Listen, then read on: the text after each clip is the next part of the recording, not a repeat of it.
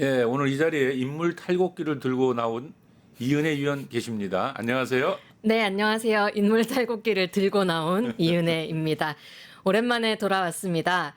네, 오늘은 김민석 총리 후보자를 털려고 했지만 오히려 본인이 탈탈 털린 예. 주진우 국민의힘 국회의원을 한번 탈곡기를 돌려보려고 합니다. 예. 현재 70억 재산부터 시작해서 온갖 의혹들 많은데요. 예. 오늘 저는 좀 과거로 거슬러 가서 그가 어떤 인간인지, 어떤 인생을 살아온 사람인지 집중 조명해 보려고 합니다. 그럼 아주 과거부터 털겠다는 건데 이 탈곡기 과부하 걸리는 거 아닌지 모르겠습니다.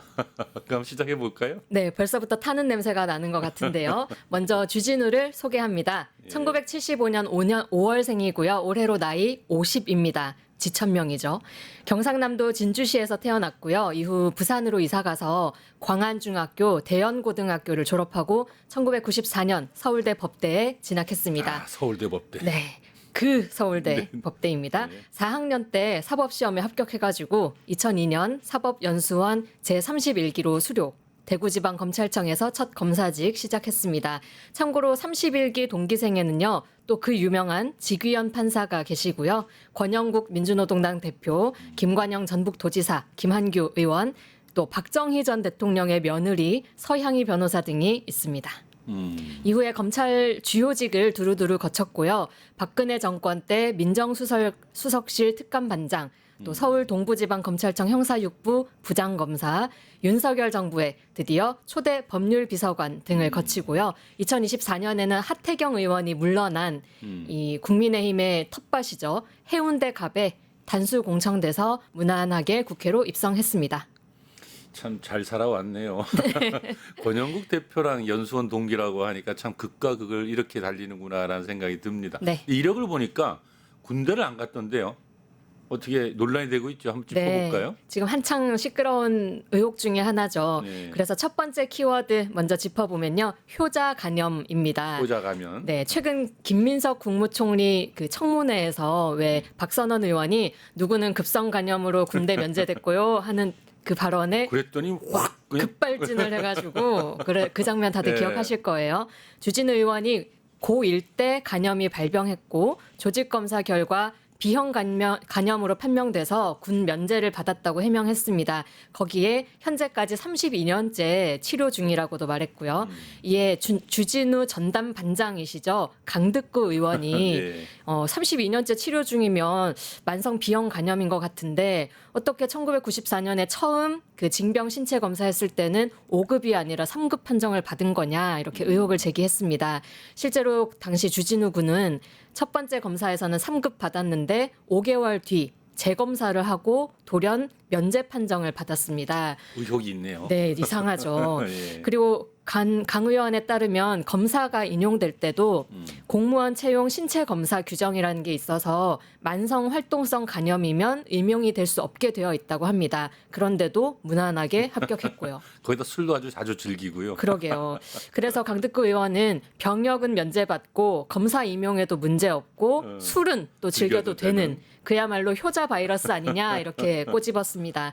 과거 징병 신체 검사 기록, 또 사법연수원 입소나 검사 채용 당시의 신체 검사 기록, 또 간염 치료 관련 의료 기록 등 공개해서 좀 제대로 확실히 검증받아야 될 것 같습니다. 간염 오래 하려면 간경화로 발전할 가능성이 높기 때문에 절대 술 안 먹거든요. 그니까요. 그래 참 이거 아무튼 근데 군입대 문제는 잘 봐야 되는 게 우리나라 국민들이 가장 민감하게 받아들이는 사안 아닙니까? 그럼요. 예, 아들 군대 안 보냈다가 대통령도 안 되고 했었는데 아무튼 이력을 쭉 보니까 20대 사법고시에 이제 합격하고 승승장구해서 정계로 진출한 케이스라고 볼 수 있을 것 같아요. 네. 그런데 그렇게 딱 한 줄로만 설명하기에는 주진우가 걸어온 길이 좀 너무 뭐가 많고 좀 구리다라고 할 수 있겠습니다. 자, 예. 하나씩 털어보겠습니다. 예. 두 번째 키워드, 우병우 오른팔입니다. 아, 우병우 맞습니다. 이게 주진우 하면 우리가 떠오르는 게 윤석열의 남자라고 생각하지만 윤석열 이전에 우병우가 있었죠. 네, 똑바로 읽어도 우병우, 거꾸로 읽어도 우병우. 뭐 기록이 뭐 나오고 해야 되나요? 네. 애초에 주진우 씨는 우병우 사단으로 분류됐습니다. 예. 주진우 의원이 2014년 8월부터 2017년 2월까지 아까 설명드렸듯이 박근혜 정부 민정수석실 행정관으로 근무했는데요. 이 중에 딱 거의 대부분인 2년 반 가량을 우병우 바로 밑에서 일한 겁니다.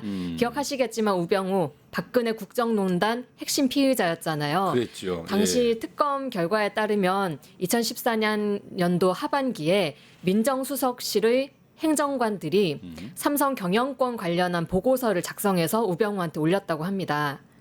그 삼성 경영권 현안은 국정농단 사건의 핵심 고리였지 않습니까? 그렇죠. 가장 핵심이었는데요. 그걸 직접 챙겼다는 게 단순히 그냥 업무상으로 방조했다라고 보기 어렵고 주진우 역시 국정농단의 부역자 또 최측근이었다고 볼 수 있는 문제가 되는 겁니다. 하지만 주진우는 국정농단 특검 수사망에서는 제외가 됐습니다. 이때 특검 수사의 수사팀장이 윤석열이었거든요. 아이고. 네, 또 그때부터 관계가 있습니다. 그리고 주진우가 청와대에서 일한 것 자체도 편법이었는데요. 원래 김대중 정부 들어서면서 검사의 청와대 파견이 불법화됐거든요. 이게 자꾸 청와대 파견 검사가 정권의 의중을 검찰에 전달하거나 압력을 넣거나 하는 일들이 있으니까 예. 이 폐단을 막기 위해서 불법화했는데 그래서 검찰들이 이 불법을 피해서 일단 검찰에 사표를 내고 청와대로 들어가서 일을 하고 정권이 끝나거나 뭐 하면 다시 사표를 돌아오는. 내고 돌아오는 이런 식의 편법이 등장한 거죠. 주진우가 딱 그런 편법의 그 케이스네요. 네, 그렇습니다. 그런데 뭐 당시에 횡행하던 일이라서 그런지 아무도 문제 제기 없이 네, 잘 돌아왔습니다. 참고로 주진우가 박근혜 정부에서도 일했지만 다시 윤석열 대통령실 법률비서관 됐잖아요. 그 법률비서관은 주로 사면과 관련한 주요 업무들을 담당했는데 이때 우병우 그리고 이재용, 김기춘, 조은선 등 아이고. 국정농단 핵심 인물들이 주진우 법률비서관 시절 줄줄이 사면 복권됐습니다. 당연히 주진우의 입김이 작용한 게 아니냐 이런 의혹이 있습니다. 그렇군요. 아주 의리의 사나이 주진우군요. 그렇습니다. 좋게 봐주면요. 그리고 꼼수 파견 시절에 또 하나의 문제가 있습니다. 바로 전관유착 의혹인데요. 여기서 세 번째 키워드, 전관유착 수사 무마입니다. 2015년에서 16년쯤에 주식시장에서 박재벌이라고 불리는 전직 검사 출신 박수종 변호사가 떠들썩했는데요. 엄청난 금융 범죄를 저지르고도 유야무야된 일이 있었습니다. 이걸 두고 2019년에 뉴스타파가 검찰이 이 박재벌의 금융 범죄를 봐준 정황이 있다면서 그 근거로 박재벌과 주진우를 비롯한 여러 검사 22명이 통화를 했던 기록을 제시한 겁니다. 잠시만요. 꼼수 파견 시절이라면 청와대 민정수석에서 일할 때 말하는 거죠? 네, 그렇습니다. 주진우가 행정관 재직 시절 그 박재벌이라는 변호사와 78번이나 연락을 주고받은 게 뉴스타파에 의해서 드러났는데요. 사건이 검찰에 배당되던 날은 5번 통화했고요. 고발인 조사와 피의자 조사가 있던 날도 각각 2번씩 주진우와 박재벌 간의 통화가 이루어졌습니다. 그래서 검찰 수사 기간에만 총 62번이나 연락을 주고받았습니다. 그 후에 수사는 흐지부지 됐고요. 그 민정수석실은 검찰을 총괄하는 곳이잖아요. 네. 그런데 거기서 근무하면서 검찰 수사를 받던 피의자와 수십 차례 통화를 했다는 건 이거 보통 일이 아닌데요. 그렇죠. 이게 보도가 나온 데라도 법적 처벌이나 징계는 없었나요? 네, 결론적으로는 없었는데요. 주진우가 누굽니까? 잡아떼기 1인자시잖아요. 그렇죠. 당시 보도가 나오고 뉴스타파에 대한 정정보도 청구 소송을 주진우가 제기를 했습니다. 그리고 4년이나 이 소송 이어진 끝에 결국에는 뉴스타파가 승소했습니다. 짚으신 대로 이 전관과 유착해서 수사를 무마시켰다는 의혹이 사실이라면 그것도 검찰을 주관하는 이 민정수석에서 있으면서 이런 일을 했다면 형사처벌을 받아도 모자랄 중대 범죄인데 주진우를 비롯한 검사 그 누구도 처벌받지 않았습니다. 사직 위장 꼼수 파견 시절이었잖아요. 이 파견으로 국정농단에 부역하고 전관유착 의혹까지 안고 있는 주진우 수사와 처벌은커녕 박근혜 탄핵 직전에 결국 다시 검찰로 복귀했습니다. 그 다음은 부산 찍고 청주 거쳐서 순식간에 서울 동부지검 부장검사로 안착됐습니다. 그렇군요. 그럼 부장검사 때도 열일했죠? 그럼요. 부장검사 시절 네 번째 키워드입니다. 문정부 죽이는 법비였습니다. 문정부 그 초기에 청와대 압수수색이 무려 2차례나 있었는데 이것 모두 진두지휘한 게 바로 주진우였습니다. 첫 번째 압수수색은요. 2018년 12월 26일 청와대 민정수석실 산하의 특별감찰반에 대한 것이었습니다. 사건의 시작은 아마 다들 기억하실 텐데요. 윤석열이 그렇게도 강서구청장을 만들려고 했던 김태우. 네, 그 김태우가 그 청와대 특감 반원이었는데 그 사람의 폭로였습니다. 시작은 당시에 김태우가 비위에 연루돼서 이 특감반에서 잘렸거든요. 그래서 이 앙심을 품고 자기가 작성을 했던 첩보 보고서를 폭로를 한 겁니다. 네. 이거를 자유한국당이 물어서 정권 실세 비리 묵살 의혹, 뭐 불법 민간인 사찰 의혹 이런 걸 막 공세를 펼쳤고요. 결국 조국 민정수석 등을 고발까지 했습니다. 사건은 고발 하루 만에 주진우 부장검사가 이끄는 서울 동부지검에 배당이 됐고 또 바로 5일 뒤에 청와대 압수수색까지 일사천리로 진행됐습니다. 이런 걸 가지고 우리가 이제 보통 이제 짜고 치는 이제 고스톱이다 네. 뭐 이런데 냄새가 확 나는데 조국 죽이기도 이때부터 시작한 거네요, 그러니까. 네, 그 문재인 정권의 검찰 개혁을 막으려고 어떻게든 하는 거죠? 초창기부터 막기 위했던 것이었습니다. 박근혜 최순실 국정농단에 깊숙이 개입했던 주진우가 수사도 처벌도 받지 않고 청와대 압수수색을 지휘한다. 이거 정말 듣기만 해도 어기 먹히는 일 아닙니까? 이게 이런 생각도 들어요. 그 마치 이제 우리가 해방되었을 때 일제 부역자들이 해방 후에 이제 처벌받고 반성을 하기는커녕 도리어 이제 독립운동했던 분들을 빨갱이로 몰아서 때려잡고 하는 그 모습이 자꾸 오버랩이 되는데요. 네, 정말 말도 안 되는 일이었죠.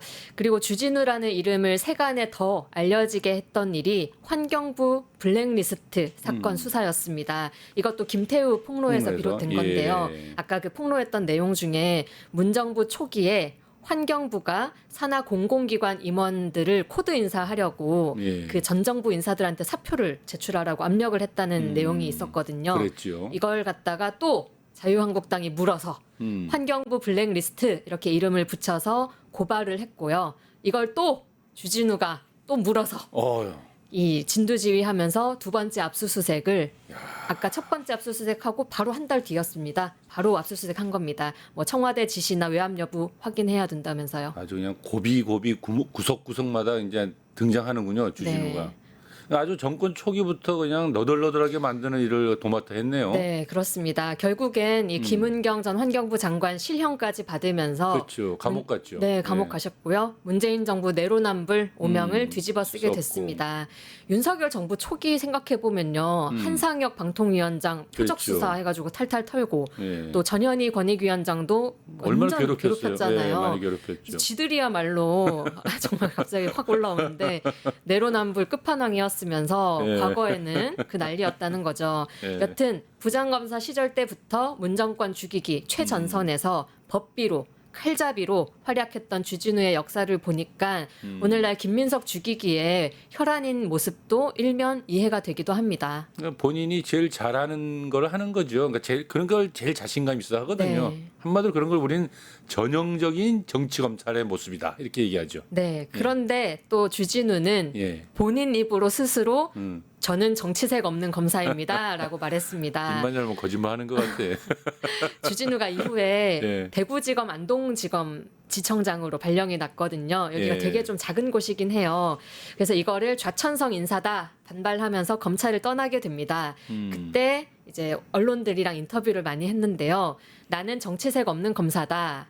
내 공직관이 흔들리고 있는데 검사 생활을 더 이어가는 것은 국민과 검찰에 대한 예의가 아니다. 명예롭지도 않다. 이렇게 말하면서 마치 정권의 희생양인 것처럼 마치 정말 국민만을 바라보면서 일했던 것처럼 떠들었습니다.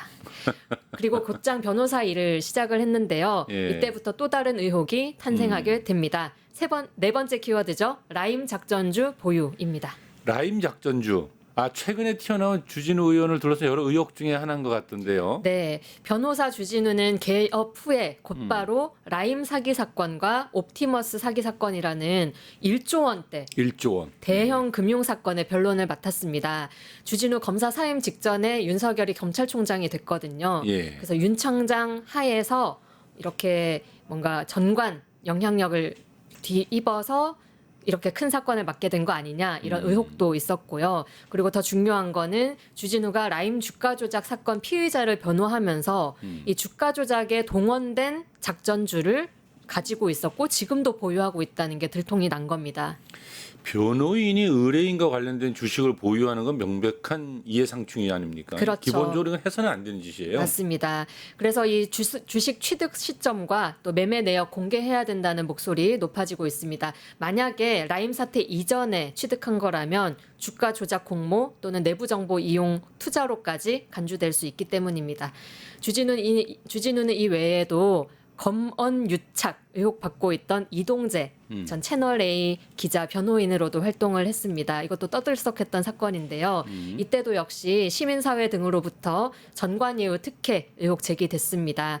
2년 정도 변호사 일을 하고요. 2022년 대선 때 윤석열 캠프 법률지원팀에 이제 합류를 했고 정부 출범 후에는 대통령실 법률비서관으로 영전하면서 새로운 시대가 또 개막됩니다. 정말 참. 이 주진우의 검사와 또 변호사 인생을 쭉 한번 훑어보니까 윤석열 정권을 만든 그야말로 검찰공화국의 산증인이 아니냐 뭐 이런 생각이 참 듭니다. 네. 한마디로 이제 윤석열 아바타 같다 이런 생각도 들고 정말 그렇습니다. 아무리 짚어봐도 계속 더 봐야 될 게 많을 것 같은데 왜냐하면 재산 형성 과정이나 지금 뭐 나이트클럽 지난번에 주진우 기자 불렀을 때 주진우 기자. 예, 주진우 기자를 불렀을 때 제가 아는 그 울산의 그 유명한 나이트클럽을 검사실에 운영했다 이런 얘기를 하더라고요. 네. 근데 내가 와 그거 한번 좀 파했으면 좋겠다 했는데 그런 게 오늘 통 안 나왔어요. 네, 저 그것도 빨리 하고 싶은데 예. 이 앞에 우병우 시절부터 해서 너무 많아가지고요. 한 번에 네. 다 담지를 못했습니다. 뭐 말씀하신 그 내역에 또 주진우 의원 아버지 주대경 씨 역사도 한번 짚어봐야 되겠고요. 뭐 그 행정 그 윤석열 정권 하에서 법률 비서관으로 일했던 행적도 꼭 짚어봐야 될 문제들 있습니다. 차후에 한 번 더 탈탈 예. 털어봐야 되겠습니다. 그러면 이제 2탄으로 또 한 번 더 털기로 하고요. 혹시 근데 우리 주제는 다 또 끝났는데 오늘 그 윤석열 지금 전 대통령 좀 조사받으러 좀 나와가지고 조사 잘 받고 있나요? 글쎄요, 오늘 예, 알겠습니다. 이게 오늘 준비돼서 좀 얼마나 지금 제대로 조사받고 있는지에 대해서는 좀 이따가 이 다음 하시는 분들한테 부탁을 하도록 하겠습니다. 네. 예, 수고하셨습니다. 이상 이은혜 K평화연구위원이었습니다. 네, 감사합니다. 특별히 출연하신 유영아 교수님 감사합니다. 수고해주신 이은혜 위원도 감사하고요. 세상을 보는 창, 세상을 여는 창, 세상을 바꾸는 창 김창현의 창이었습니다. 유튜브 구독하고 실시간 채팅과 댓글을 남기시면 매일매일 7천 TTCO를 드립니다. 참여 방법은 통통물 어플을 다운로드하고 회원가입과 로그인을 해주세요. 마이페이지에서 나의 회원 고유 번호를 복사해주세요. 유튜브 구독 후 실시간 채팅이나 댓글창에 고유 번호를 한 번만 입력하면 준비 끝! 지금 유튜브 채팅과 댓글 쓰기 참여하고 실천 TTCO 받아가세요.